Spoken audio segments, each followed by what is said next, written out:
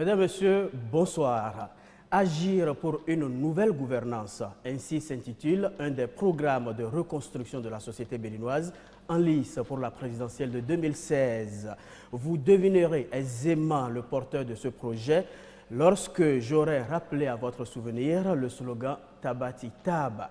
Bien sûr, après l'expérience malheureuse de mars 2011, le candidat de l'Alliance pour un Bénin triomphant rebondit. Il propose cette fois-ci, je le cite, un contrat pour un Bénin uni et triomphant. Un contrat résumé en 154 pages environ. Un document que nous décryptons aujourd'hui en compagnie d'Abdoulaye Bio-Tchane, occasion pour les Béninois de découvrir ce qu'ils peuvent attendre de cet ancien fonctionnaire international s'il accédait au palais de la Marina. Abdoulaye Bio-Tchane, bonsoir. Bonsoir, bonsoir à vous, bonsoir madame aussi, et bonsoir béninoises et béninois, chers compatriotes. Bonsoir et très heureux d'être ici pour expliquer le contrat social que je propose au peuple béninois. En attendant d'entrer dans l'explication de ce contrat social, je voudrais que nous découvrions avec Hortense Saïzonou une photographie sonore de l'homme qui aspire à diriger le Bénin à partir du 6 avril prochain. Monsieur Abdoulaye Bio-Tchane, bonjour. Bonjour. Après avoir décroché un baccalauréat série C au lycée technique, au lycée Béanzin de Porto Novo, vous obtenez une maîtrise en sciences économiques en 1972 à l'université de Dijon. Détenteur d'un diplôme d'études supérieures bancaires en 1979, vous avez un DES en finance islamique. De 92 à 96, vous occupez à Dakar, au Sénégal, le poste d'assistant du gouverneur de la BCEAO, dirigé à l'époque par le gouverneur Charles Konan Bani. De 94 à 96, le poste de secrétaire du Conseil de convergence de l'UEMOA vous échoue. De 96 à 98, vous devenez directeur des études de la BCEAO. En mai 1998, le général Mathieu Kérékou vous appelle dans son gouvernement en qualité de ministre de l'économie et des finances du Bénin. L'on vous retrouve en 2002 au Fonds monétaire international, FMI. Vous êtes alors le directeur Afrique de cette institution, poste que vous gardez pendant 6 ans. En 2008, vous dirigez la Banque ouest-africaine de développement, BOAD, comme président de l'institution. Quel parcours! En 2011, vous démissionnez de cette fonction pour vous lancer dans la course à la présidence de la République. Expérience infructueuse. Économiste, financier et banquier, vous attachez du prix à la lutte contre la corruption, la bonne gouvernance et les secteurs propices à la croissance économique des pays africains, à savoir éducation, santé et infrastructure. Vous avez d'ailleurs écrit un livre intitulé « Lutter contre la corruption, un impératif pour le développement du Bénin dans l'économie internationale ». Âgé aujourd'hui de 64 ans, déterminé, vous repartez à la conquête du palais de la Marina. Vous êtes marié, père de 3 enfants, Abdoulaye Bio-Tchane ou ABT comme on l'aime vous appeler. Bonsoir, merci d'accepter de présenter au peuple béninois votre projet de société. Voilà donc Abdoulaye Bio-Tchane, le contrat que vous proposez au peuple béninois s'ouvre par une insistance sur l'unité nationale et la cohésion sociale. Pourquoi un tel préalable? Bien, merci beaucoup. Permettez-moi d'être un peu plus complet quand vous me présentez. À vous entendre, je suis surtout dans le passé. Vous avez rappelé avec brio tout ce que j'ai fait par le passé, mais je voudrais dire que j'ai encore des activités actuelles. Je suis président d'un fonds de garantie africain qui s'appelle le Fonds de garantie africain et qui a pour objet de garantir des prêts aux petites et moyennes entreprises dans toute l'Afrique, sur tout le continent. C'est ça. Ensuite, j'ai créé depuis 2011 un cabinet de consultance qui me permet donc d'être encore actif, de conseiller des gouvernements africains, de grandes entreprises africaines. Donc je voulais dire cela avant de répondre à la question pertinente que vous posez. Vous savez, nous sommes un pays à l'échelle africaine et même à l'échelle mondiale relativement petit. Bien sûr. En taille, je veux dire. Et 10 millions d'habitants à l'échelle des problèmes qui sont posés à nos compatriotes, ce n'est pas beaucoup. Par conséquent, dans ces conditions-là, nous devons tout faire pour assurer l'unité nationale dans notre pays. Au lieu, comme je le vois ici et là, de diviser nos compatriotes, soit sur des bases partisanes, soit sur des bases religieuses, soit encore plus grave sur des bases ethniques. C'est pour ça qu'à l'image d'ailleurs du président Kélékou, à qui je rends hommage ici, vous avez rappelé que j'ai été son ministre pendant 4 ans, je pense que c'est important d'inscrire tout ce que nous faisons à l'intérieur du cadre de l'unité nationale. Il faut que tous les Béninois, quelle que soit leur origine, quelle que soit leur ambition partisane, quelle que soit leur confession religieuse, se sentent fils à part entière de ce pays. Et c'est pour ça que c'est très très important de penser à l'unité nationale. Il ne faut pas que quelqu'un, et je l'ai entendu à Materi par exemple il y a quelques semaines, se sente incapable d'avoir les mêmes droits qu'un autre citoyen parce qu'il est plus pauvre, parce qu'il ne vient pas d'une région appropriée ou tout simplement parce que ses parents n'ont pas une position très élevée dans la société. Mais est-ce que ce principe que vous défendez n'est pas mis à mal lorsqu'on entend les ressortissants de telle communauté, de telle région soutiennent tel candidat? Je ne veux pas parler par exemple des ressortissants Yom, la communauté Yom résidente à Cotonou, qui dit je soutiens la candidature de du candidat de l'Alliance ABT. Je crois que ce qui met à mal l'unité nationale, c'est moins ça que des actes d'autorité. Je prends par exemple les concours. Vous le savez, partout où nous passons dans notre pays, les gens fustigent l'organisation des concours, y compris les plus récents, pour dire nous n'acceptons pas d'être écartés tout simplement parce que nous n'avons aucun parent bien placé, nous ne sommes pas de la bonne ethnie, nous ne sommes pas de la bonne région de notre pays. Cela étant, si vous, par l'exemple que vous citez, oui, vous visez une partie de la population, j'ai des gens qui sont d'un peu partout qui me soutiennent. J'ai eu des pasteurs l'autre jour du Mono Koufo qui m'ont apporté leur soutien entier et total. Ils ne sont pas de la Donga. J'ai des compatriotes de Corvée, du Zou, qui me soutiennent parce qu'ils me connaissent. Ils ne sont pas de la Donga. Et bien sûr, c'est normal que ceux qui me connaissent le plus et qui savent que je suis capable de diriger ce pays, c'est normal qu'ils me soutiennent. Et ils ne me soutiennent pas seulement parce que je suis de chez eux. Ils me soutiennent parce que, par définition et par connaissance, ils savent que Abdoulaye Biotchane est capable de réaliser ce qu'il promet aux Béninois. Eh bien, Monsieur Abdoulaye Biotchane, vous avez parlé de réforme. Qu'est-ce que vous envisagez faire? Alors, je vais vous dire une chose. Nous avons besoin de réformer entièrement ce pays.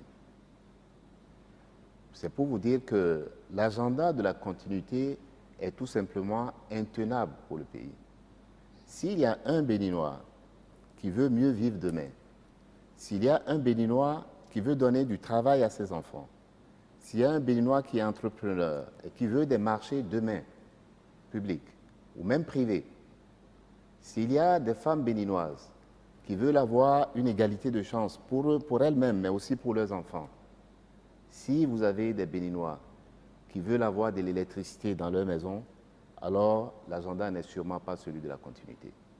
Il faut réformer ce pays de fond en comble, en commençant par la gouvernance politique. Voyez ce qui se passe. Tous les Béninois, à commencer par les plus grands partis, disent qu'il faut réformer notre système partisan.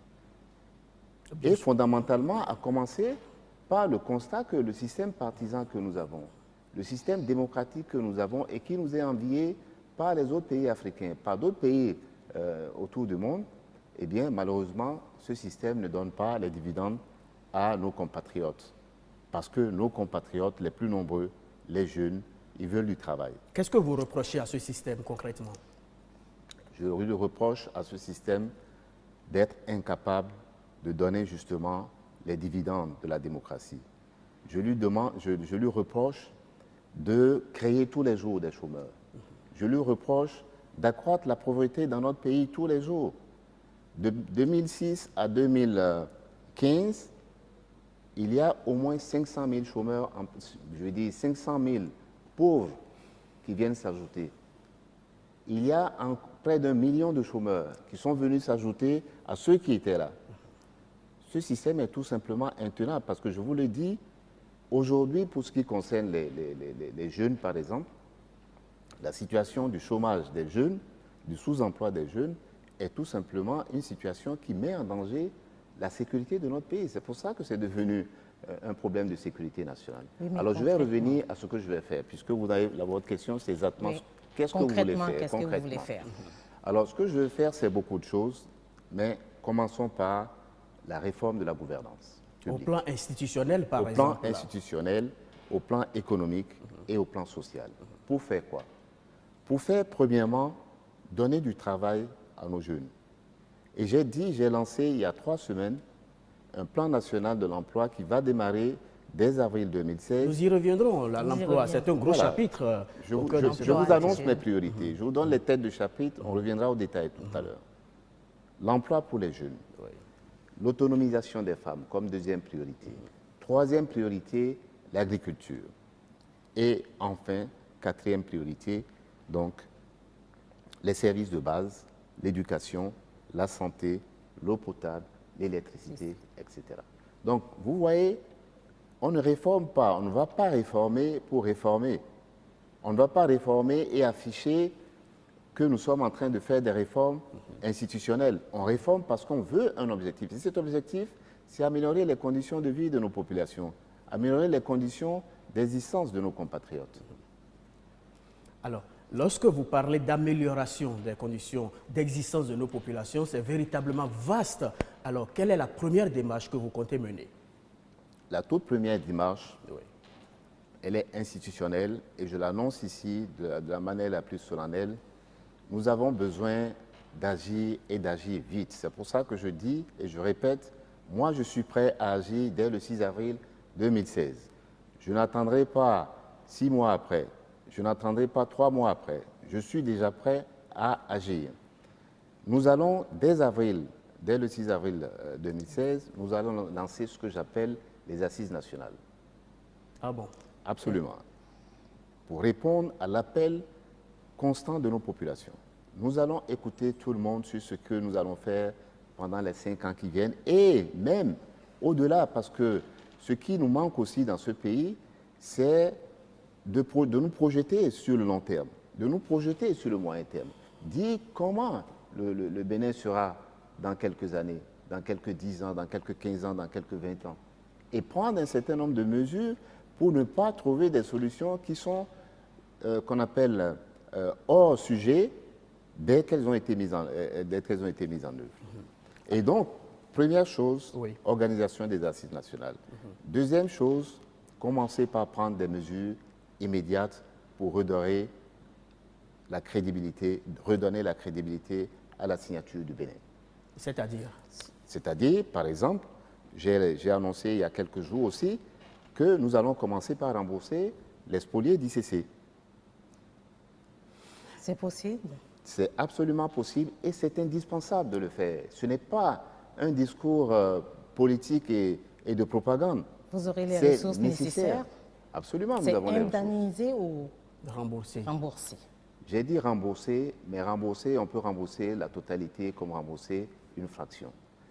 Parce que nous allons auditer les 150 milliards qui sont annoncés par le gouvernement. Il y a un rapport du Fonds monétaire que j'ai, comme beaucoup d'acteurs. Il y a des rapports internes à l'administration qui existent. Nous allons écouter les spoliés. Et à partir de cela, nous dirons à quel niveau il faut rembourser les gens. Parce que s'il est indispensable de leur rembourser la totalité, s'il est avéré qu'ils ont été spoliés de la totalité, nous allons le faire. Il y a, dans les années 90, on a bien remboursé tous les déposants des anciennes banques. Ce n'est pas forcément le même contexte, M. Biotchane. C'est absolument le même contexte. Voyez-vous, les spoliés d'ICC ont été victimes d'institutions qui auraient, illégales, qui auraient, dès le départ, été jugées illégale par les autorités et fermée par les autorités. Parce que c'est une activité qui est totalement réglementée. Vous pouvez aller ouvrir une échoppe et vendre des fruits et légumes, vendre des poissons avariés, vendre des poulets avariés et blesser pas mal de nos compatriotes. Vous n'aurez pas besoin d'autorisation pour le faire. Mais si vous avez l'intention, dans votre rue, dans la rue où votre maison se trouve, Oui. de collecter tout simplement l'épargne de vos voisins, vous avez besoin d'une autorisation de l'État. Parce que c'est de l'argent. Parce que c'est de l'argent. Et pour cela, et les institutions qui sont en activité et le gouvernement sont responsables des dépôts de nos épargnants. Et dans le cas d'espèce, ce qui s'est passé, c'est tout simplement que nous avons vu... Si vous permettez, Monsieur le Président, on ne va pas revenir au scandale en lui-même, mais véritablement nous attarder sur la solution que vous préconisez. Une solution qui, malheureusement, ne revient qu'en période électorale. Est-ce que vous n'en faites pas une arme de conquête du pouvoir? Pas du tout. Je l'ai dit depuis 2010, dès que nous avons eu les rapports, notamment du Fonds monétaire international, j'ai dit le gouvernement, pas le mien, le gouvernement qui était là à l'époque et qui est encore là, doit rembourser les déposants d'ICC. Retournez à vos notes, vous le verrez. Donc, et j'ai continuellement tenu ce discours. Et je rappelle aujourd'hui en disant, moi, en 2016, si Dieu veut que je sois le président du Bénin, alors les déposants, les spoliés d'ICC seront remboursés. Et je dis, madame, nous en aurons les moyens. Parce que les moyens sont là. Les deniers publics? Pourquoi pas? Parce que la responsabilité... Ce ne serait pas juste, tous les Béninois n'ont pas souscrit à cela, Monsieur le Président. C'est absolument juste parce qu'il va de la responsabilité de l'État. C'est l'État qui est responsable. De la même manière que vous allez, par exemple, déposer dans une banque, tout le monde ne dépose pas dans une banque. Mais lorsqu'elle fait faillite du fait de l'absence de contrôle, lorsqu'elle fait faillite pour d'autres raisons, eh bien, l'État a pour obligation de rembourser tous les déposants. Vous ne le savez peut-être pas, mais c'est une obligation du gouvernement. Monsieur le Président, le dossier ICC semble nous retenir à tel point que nous risquons de nous éloigner des réformes. Vous en étiez aux réformes institutionnelles. Et sans doute que vous passerez au chapitre de la décentralisation, parce que le Bénin, en cette matière, a encore du chemin à faire. Absolument. Moi, je pense que la décentralisation est une des réformes que nous devons pousser plus loin. Aujourd'hui, nous avons des communes. Nous avons certaines communes à statut spécial, comme Cotonou, Porto-Novo, Parakou, mais nous sommes très loin de réaliser le potentiel de la décentralisation. Et pour cela, en ce qui me concerne, nous allons prendre de nouvelles lois pour donner plus de pouvoir et encore plus de moyens aux communes. Parce que si vous circulez comme moi, vous avez visité, moi j'ai visité les 77 communes de notre pays, certaines à plusieurs reprises. Vous verrez qu'il y a pas mal d'infrastructures qui sont laissées en déshérence. Des écoles qui sont inachevées, des centres de santé inachevés, alors même que nos populations en demandent des écoles, des centres de santé. Il y a des endroits ici, même à Cotonou, où les gens n'ont pas accès aux dispensaires. Dans les conditions où vous savez qu'il est plus facile pour un maire, quel que soit là où il est, de construire une salle de classe ou un module de classe que le ministère de l'Éducation ici. Et donc, pour ce qui concerne des infrastructures de ce genre, moi je considère qu'il appartiendra aux structures décentralisées, en particulier aux communes, de prendre la responsabilité de construire ces écoles, ces dispensaires et éventuellement d'autres infrastructures sociales. Eh bien, M. Abdoulaye Biotchané, nous allons parler à présent des emplois des jeunes. Vous avez promis faire environ 500 000 emplois sur le quinquennat. Est-ce que c'est bien réaliste dans un pays où nous n'avons... Et comment avez-vous évalué les besoins du Bénin?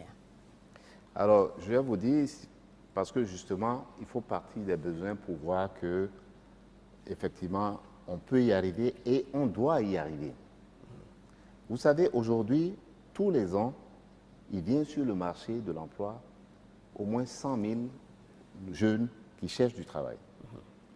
Ceux qui sortent des universités diplômés, ceux qui sortent un peu plus bas de nos lycées, de l'enseignement secondaire, et qui ne peuvent pas aller plus loin, soit parce que leurs parents n'en ont pas les moyens, soit parce qu'ils sont fatigués, et d'autres encore qui sortent plus bas encore.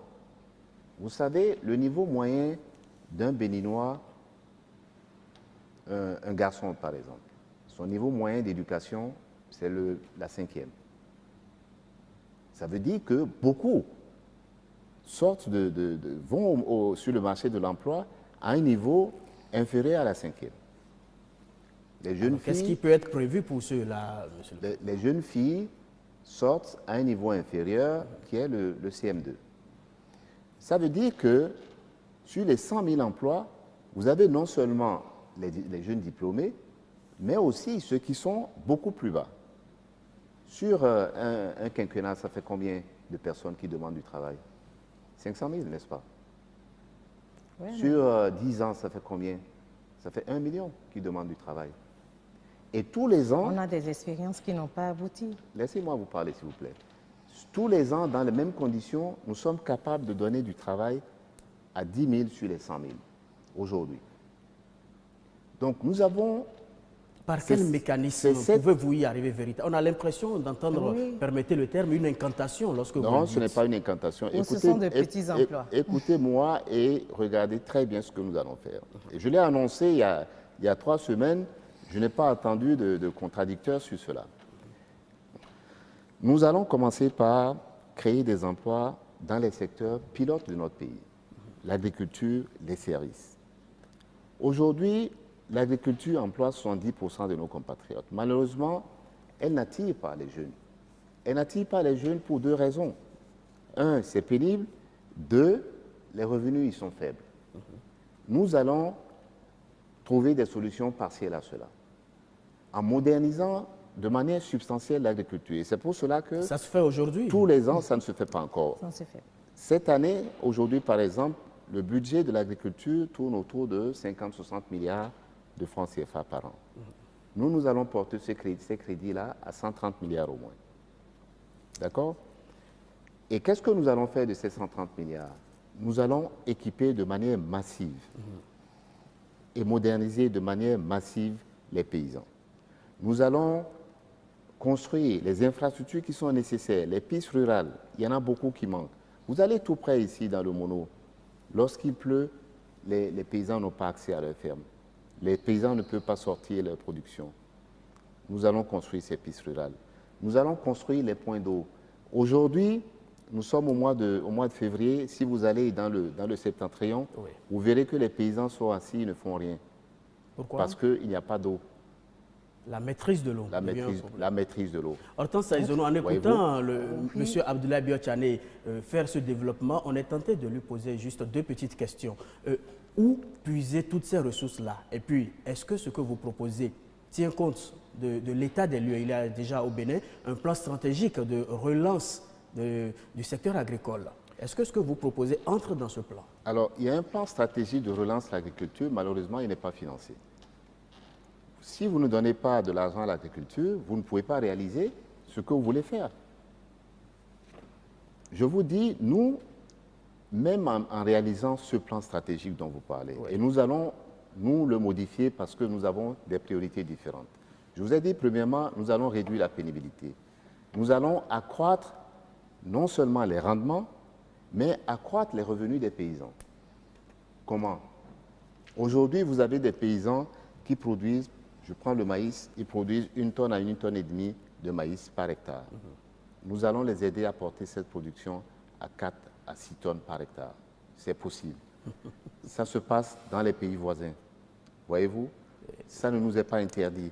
Je parlais de la maîtrise de l'eau tout à l'heure. Oui. À l'heure où je vous parle, si vous traversez la frontière de Burkina, vous verrez les paysans en train de faire du maraîcher. Pourquoi les paysans béninois ne peuvent pas le faire? Et tout simplement. Le même mécanisme. Parce que, non, ce n'est pas une question de mécanisme. Ce n'est pas parce que les paysans du Burkina sont plus intelligents ou c'est parce que les paysans béninois sont moins doués. C'est tout simplement parce qu'il n'y a pas les infrastructures pour ça. Il n'y a pas les points d'eau, il n'y a pas les retenues d'eau. Qu'est-ce qui nous empêche de faire les retenues d'eau? Ce sont les investissements qu'il faut. Et je vous dis, avec les 100 milliards que nous allons, les 130 milliards que nous allons mettre désormais dans l'agriculture, nous allons progressivement ériger ces infrastructures-là. C'est ça. Et Monsieur Abdoulaye Biotchane, puisque nous sommes dans le domaine de l'agriculture, quelles sont les filières que vous voulez développer? Nous allons... Et allez-vous prendre en compte les petits paysans qui ne sont pas instruits? Bien sûr. D'abord, je parle de tous les paysans.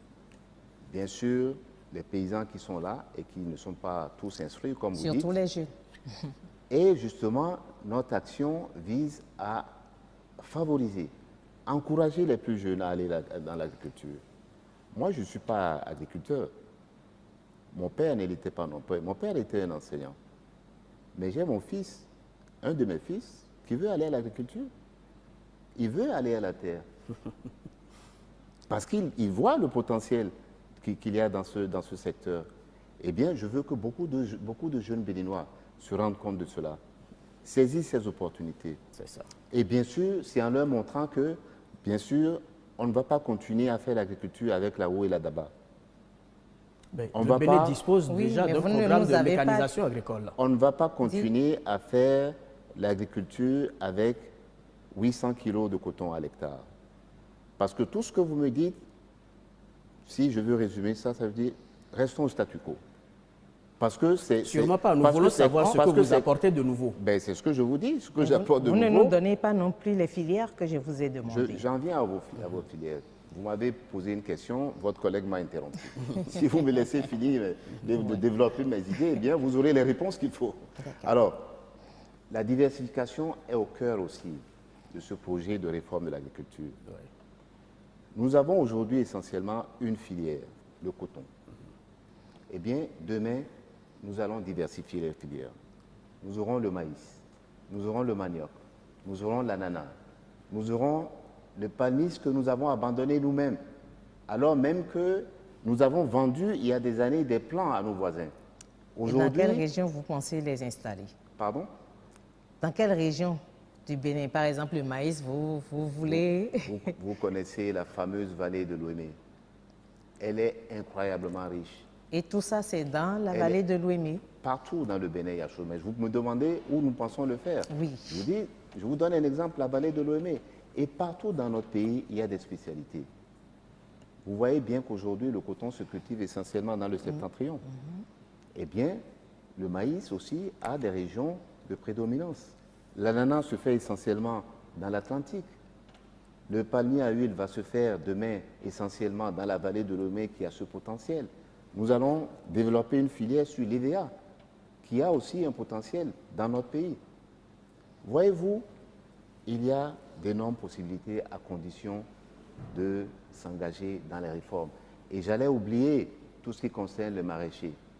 Nous sommes dans un pays qui est à une frontière avec le pays, le plus grand pays africain, le Nigeria. C'est en plus le plus gros marché. C'est l'économie numéro 1 de l'Afrique aujourd'hui. Profitons-en, madame. En quoi faisant? Ben, en développant l'agriculture, en développant la transformation et en faisant du Bénin une partie du grenier de l'Afrique de l'Ouest et notamment du Nigeria. C'est cela l'ambition que nous devons avoir. Eh bien, Monsieur Biotchane, nous sommes dans la rubrique économie. Vous êtes financier, vous êtes un homme de la banque. On a souvent entendu parler de monnaie unique. Quelle est votre position là-dessus? La monnaie Et unique... est-ce qu'il y a la volonté des États d'aboutir à cette monnaie unique? Bien. Alors, moi, je vais vous dire, parce que je suis un des artisans de la monnaie unique. J'ai été directeur des études de la Banque centrale et j'avais en charge, dans mon département, dans ma direction, la responsabilité de conduire les négociations et la mise en place de la monnaie unique, qui a connu plusieurs étapes. D'abord, une chambre de compensation, c'est-à-dire nous avons des activités commerciales entre le Bénin et le Nigeria, il faut payer. Ensuite, les politiques, il faut qu'il y ait des politiques qui convergent. Donc, nous avons adopté ce qu'on appelle un programme de convergence de politique macroéconomique qui est en cours. Ensuite, nous avons créé, un peu plus tard, ce qu'on a appelé l'Agence monétaire de l'Afrique de l'Ouest, la MAO, qui est l'ancêtre, si vous voulez, de la Banque centrale. C'est l'antichambre de la Banque centrale unique. C'est la Banque centrale, quand vous parlez d'une monnaie, il faut une banque centrale. Bien évidemment. Et c'est cette Banque centrale de l'Afrique de l'Ouest là qui va émettre cette monnaie. Mais avant, il y a un gros chantier. Et ce gros chantier, c'est celui de la convergence des politiques de tous nos pays, des 15 pays de la CEDEAO aujourd'hui. C'est ça. Et la MAO, l'Agence monétaire de l'Afrique de l'Ouest, est chargée justement de suivre l'état d'exécution de cette convergence. Eh bien, vous avez posé la question, est-ce qu'il y a une volonté politique d'y aller? Je vous dirais, cette politique n'est pas évidente parce que très souvent, ce que vous constatez, c'est que lorsque certains sont en train de converger, d'autres sont en train de diverger. Nous avons besoin justement que la volonté politique qui doit être réelle et qui doit être derrière cette monnaie commune, cette volonté politique se traduise par des politiques qui convergent. Eh bien, le niveau d'engagement ce n'est n'est donc pas le cas même. alors. Je peux vous dire que même le Bénin ne converge pas. Ah, Donc, et pourquoi Mais alors si vous êtes président de la commençons par République. balayer Oui. notre porte avant de critiquer les Alors autres. vous, président, est-ce que vous allez engager le Bénin dans cette dynamique? Dans cette voie. Eh bien, quand je serai président, bien sûr, que nous allons travailler avec nos voisins, travailler avec nos frères et sœurs de la CEDEAO pour faire converger nos politiques. C'est ça. En commençant justement par avoir dans notre propre pays des politiques saines, des politiques macroéconomiques saines, un budget qui se respecte. Revenons à l'actualité, ou du moins à l'économie interne, en l'occurrence le secteur privé. Le secteur privé. Alors, dans votre contrat pour un Bénin uni et triomphant, vous semblez dire que ce secteur est déterminant pour le décollage économique du pays. Pourquoi et de quelle manière? Bien, le secteur privé est déterminant parce que dans notre pays, comme dans beaucoup de pays modernes, Oui. c'est celui qui crée les richesses. C'est celui qui permet à l'État d'avoir les ressources qui lui permettent de déployer ses politiques. Il ne vous échappe pas que toutes ces priorités que j'ai indiquées, si elles sont importantes, elles ont besoin de ressources. Vous avez posé la question tout à l'heure. Où trouverons-nous les ressources? Bien évidemment. Eh bien, nous trouverons les ressources dans la modernisation du secteur privé, dans la mise à niveau du secteur privé et dans l'encouragement au secteur privé. Nous avons aujourd'hui un environnement de des entreprises privées qui s'est fortement dégradé. Ah non, ce n'est Même pas si- ce que disent les rapports de Dune Business, Monsieur le Président. Relisez très bien le rapport. J'ai ici le dernier rapport du Fonds monétaire international sur le Bénin, et qui parle aussi du rapport Doing Business. Comparez les performances du Bénin en 2006, des performances du Bénin en 2015. Vous verrez que... Mais en 2006, le Bénin ne faisait pas partie des top 10, dit-on, les 10 meilleurs pays mais réformateurs. il ne l'est pas aujourd'hui non plus, s'il vous plaît. Regardez les chiffres. Le Bénin n'est pas parmi les top 10. Mais vous l'avez entendu dire à plusieurs Je l'ai- reprises je l'ai par le ent- pouvoir. je l'ai On ne entendu. vous a pas entendu sortir pour contester, monsieur. Je l'ai entendu à Abdoulaye titre Biachani. de propagande. Je ne suis pas là pour démentir la propagande du gouvernement.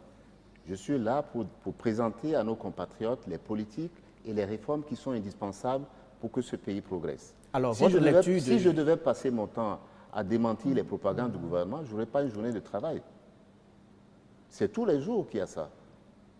De l'électricité à doing business, au déficit, à l'électricité, tous les jours il y a ça. Alors, vous voulez dire qu'il n'y a véritablement pas eu amélioration du climat des affaires au Bénin? Il y a une amélioration par rapport aux performances de ce propre gouvernement. Ce gouvernement a porté, Si a vous le porté permettez, les indicateurs. oui. Laissez-moi vous Monsieur parler. Abdoulaye Biachani, nous n'allons pas transformer cette tribune en un tribunal du gouvernement, mais votre... Mais c'est vous qui faites le tribunal, le procès du gouvernement, c'est pas moi. Vous me demandez pourquoi je ne critique pas le gouvernement. Je vous non, dis, il y a des informations que vous n'avez pas contestées en son temps. je vous dis, je ne conteste pas la propagande. D'accord. Le Oui, climat mais des affaires aujourd'hui, revenons au- comment est-ce que vous l'entrevoyez? Écoutez, Revenons il y a beaucoup Au secteur privé. Il y a beaucoup de choses à faire pour mettre le secteur privé à un niveau adéquat. Je prends tout simplement, par exemple, les marchés publics. Vous parliez tout à l'heure de l'égalité, de l'unité nationale. Ouais. Et je vous ai dit, il faut que tous les Béninois se sentent vraiment concernés au même titre des affaires, par les affaires publiques. Les entrepreneurs vous diront, nous n'avons pas un accès équitable au marché public, selon que nous sommes perçus comme proches de l'opposition ou comme proches du pouvoir. Si vous voulez que ce pays prospère, Oui. vous devez le faire. C'est dans l'intérêt même du gouvernement de créer un environnement où tous les entrepreneurs, quelle que soit leur obédience politique, se sentent concernés les par mêmes les affaires chances. publiques. Et les mêmes chances. D'accord. Au-delà. Ensuite, la gestion des finances publiques. Il faut que le budget soit un instrument capital de gestion de nos affaires dans le pays. Ce n'est pas le cas aujourd'hui. Et la conséquence, c'est que vous avez beaucoup d'entreprises à qui l'État doit de l'argent qui ne sont pas payées. Et ça, c'est mauvais pour ces entreprises, mais c'est encore plus mauvais pour les banques. Parce que les banques se trouvent de ce fait-là avec des créances impayées par ces entreprises-là qui réduisent leur capacité à prêter non seulement à ces mêmes entreprises, mais également à d'autres entreprises. Donc il faut le faire. Il faut réduire la dette intérieure. Il faut réduire déjà les arriérés intérieurs. Je ne parle pas de la dette, je parle des arriérés intérieurs. La dette, c'est autre chose. Je pense que de façon générale, même s'il y a eu des dérives plus récemment, la dette publique béninoise est à un niveau qui n'est pas catastrophique. Il y a un autre secteur qui est important, c'est la justice. Vous allez me dire, oui, mais la justice, elle est indépendante du gouvernement. Elle n'est pas si indépendante. Et n'importe quel opérateur économique qui a affaire à la justice doit pouvoir effectivement sentir que le droit est dit. C'est valable pour les entrepreneurs locaux, mais c'est encore valable pour les entreprises étrangères. Alors, comment est-ce que vous comptez y arriver? Eh bien, nous allons, qu'on appelle attaquer frontalement ces réformes-là. Vous avez parlé du rapport Doing Business, par exemple. Il y a un certain nombre d'indicateurs. Il faut les prendre un à un et voir comment on améliore les performances de notre pays par rapport à ces indicateurs. La justice, il faut prendre un certain nombre de mesures en relation avec les magistrats eux-mêmes et avec les avocats et avec tous les acteurs de ce secteur. Les impayés vis-à-vis des entreprises. Il faut que le budget devienne un instrument important de gestion économique. Ça, c'est de la responsabilité du gouvernement et nous allons le faire. Il y a d'autres secteurs, les infrastructures, l'eau, l'électricité, le téléphone, les infrastructures d'Internet qui sont indispensables pour que d'autres secteurs puissent naître dans notre pays, qu'on puisse donner du travail aux Béninois, aux jeunes Béninois, dans le secteur des TIC, par exemple. C'est très important et nous pouvons le faire. Monsieur Biotchane, nous avons moins d'un quart d'heure. Il vaut mieux que nous abordions à présent, si vous le permettez bien, des secteurs clés comme l'énergie. L'énergie qui est un élément de base pour même le climat des affaires, pour le bien-être des populations. Oui, là, c'est un secteur aussi où nous avons besoin d'agir et d'agir très vite. Et là aussi, je dis, dès le 6 avril, Abdoulaye Biotchane va agir et je m'y engage. En quoi faisant? En quoi faisant? Premièrement, nous allons créer un cadre juridique, c'est-à-dire prendre une loi qui permette à n'importe quel opérateur de taille, je veux dire, de venir investir dans notre pays, dans le secteur de l'énergie, dans le secteur de l'électricité, produire de l'électricité et le vendre d'abord et avant tout aux structures étatiques et ensuite être en capacité d'exporter cette énergie. Première chose. Développer de manière très très active les autres énergies, notamment l'énergie solaire, notamment la biomasse, où nous avons un potentiel important. Vous pensez que l'environnement s'y prête aujourd'hui, M. Abdoulaye Biotchane? Bien, l'environnement, il ne s'y prête pas. C'est pour ça que je vous dis que dès le 6 avril, nous allons engager une réforme pour passer une loi sur les partenariats publics-privés. Il ne vous échappe pas que jusqu'ici, nous n'avons pas, malgré toutes les signatures que vous voyez à la télévision, nous n'avons pas quelqu'un qui est venu installer une grande turbine ici pour produire, je ne sais pas, 100 mégas d'électricité, 200 mégas d'électricité. Pourquoi? Parce que ce sont des investissements à très long terme. Il faut 20 ans, peut-être même parfois 30 ans, pour rendre profitable un tel projet. Mais au bout de 20 ans, Oui. vous ne pensez pas qu'un gouvernement sera là pendant 20 ans? Sûrement pas. L'eau Mais il potable, faut que l'eau ce potable. soit, Pendant que le nous parlons gouvernement soit capable d'énergie, de le il faire. faut bien qu'on couple cela rapidement avec l'eau potable, monsieur Absolument, c'est un de nos points faibles aussi. Moi, je viens de la Takora il y a quelques jours. Il n'y a pas d'eau dans les villes dans les villes et les villages de la Takora en saison sèche. Nous sommes dans la Donga, c'est pareil. Dans beaucoup de villes et de villages, à partir de Boycon jusqu'à Malanville, nous sommes en saison sèche et il n'y a pas d'eau. C'est le constat. Il y Votre a- solution? Notre solution, c'est que dans le quinquennat, nous allons mettre de l'eau partout. Avant la fin du quinquennat, dans tous les villages, il y aura de l'eau en toute saison. C'est ça. Mais un par quel engagement. miracle, monsieur Biochane? Pas le miracle de l'investissement. Regardez ce qui se passe avec PPA2. Non, Ça nous vous n'allons coûte- pas remuer ces dossiers. Ne défendez Nous pas allons- le gouvernement, s'il vous plaît. Nous ne sommes pas ici, non. Ne défendez pas le Nous gouvernement. n'allons pas On n'a pas défendre le beaucoup de gouvernement, temps, mais nous n'allons pas le monsieur mettre non plus Biochane. Laissez-moi au bas de m'expliquer. l'accusé. Laissez-moi m'expliquer, s'il Oui. vous plaît. PPA2, ce sont des ressources importantes. Ce ne sont pas seulement les ressources des Néerlandais. C'est 3 fois plus de ressources béninoises qui ont été spoliées et utilisées dans des mains personnelles, alors même que des Béninois n'ont pas accès à l'eau potable. Oui, C'est c'est un le passé. scandale, Et je le vous, dis. c'est le futur. Alors, c'est pour vous dire que toutes ces ressources-là, Oui. nous allons les consacrer effectivement à l'eau potable. Et nous allons, qu'on Il faut- appelle, Oui. investir davantage pour que dans chaque village, évidemment, les gens aient de l'eau en toute saison. C'est l'engagement que nous prenons. Et ce n'est pas... Vous avez des villages pas loin d'ici, dans le Mono et même dans l'Ouémé, où il n'y a pas d'eau potable. À Torbin, ici, il n'y a pas d'eau potable. Oui, Oui, monsieur Abdoulaye Biochane, le temps s'écoule. Oui, Nous allons aborder d'autres domaines, par exemple le domaine de la santé, bien sûr. où le tableau technique n'existe pas, est pratiquement inexistant, alors que nous avons des médecins et des spécialistes éminents. Qu'est-ce que vous pensez faire pour qu'il n'y ait pas d'autres cas de décès ou bien pour qu'on diminue le nombre d'évacuations vers l'extérieur? Bien sûr. Là, il y a effectivement un domaine important où nous avons besoin de réformer aussi. Réformer les politiques. Moi, notre conception avec les professionnels du secteur qui m'entourent, c'est définir le problème de la santé sous tous ses angles. D'abord de la prévention jusqu'aux soins le plus raffiné. La prévention, c'est prendre toutes les mesures, y compris d'hygiène et de santé publique, pour permettre à nos concitoyens d'éviter un certain nombre de maladies. Mais cela se fait un peu déjà. D'accord? Ça ne se fait pas de manière agressive. Nous allons le faire de manière agressive. Il ne vous échappe pas qu'aujourd'hui, dans des quartiers, peut-être même dans le vôtre, des gens sortent des déchets de chez eux et les mettent dans la rue. c'est comportemental d'abord. Il ne vous échappe pas que nous avons des caniveaux qui sont bouchés à Cotonou. Si. Monsieur Biochane, c'est lié d'abord au comportement de l'individu. Eh bien, en attendant l'action du pouvoir public. C'est une Eh bien, éducation. le comportement de l'individu est aussi dicté par le comportement qu'on appelle public. Il y a 20, 30 ans ici, dans ce même pays, c'est pour ça qu'il ne faut pas me parler de comportement individuel.